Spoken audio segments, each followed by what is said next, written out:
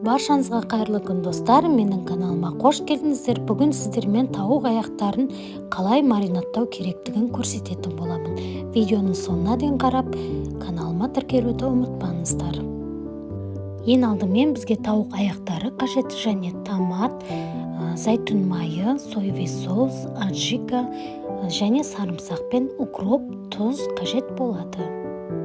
Енді томатымызға жарты қасық аджика және бір ас қасық соевый соус және зәйтүн майын құйып, жақсылап араластырамыз. Енді бір ас қасық тұзымызды саламыз және укропты қосамыз. Сарымсағымызды үкіштен өткізіп, жақсылап араластырамыз. Достар, менің каналыма жаңадан салынған рецепттерді жіберіп алмас үшін каналыма тіркеліп, қоңыраушаны басып қоюды ұмытпаңыздар. Тауық аяқтарын маринаттауға біздің соусымыз дайын болды. Енді пешке қоятын ыдысымызды майлаймыз.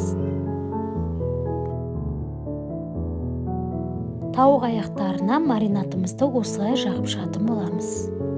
Тауық аяқтарына маринатымызды жағып болғаннан соң 15-20 минутқа бетін жауып қоятын болсақ, тауық аяқтарына маринатымыз сіңіп, дәмі өте керемет болып шығады.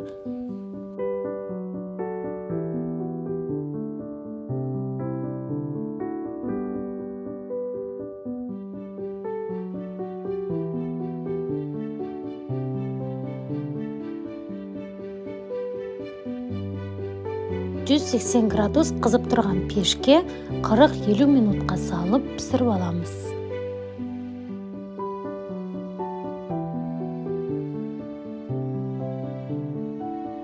Біздің тауықтарымыз дайын болды. Өте керемет болып піскен, сочный болып шығады. Міндетті түрде осы мариновкамен дайындап көріңіздер. Және де кез келген мерекелік дастарханның көркі.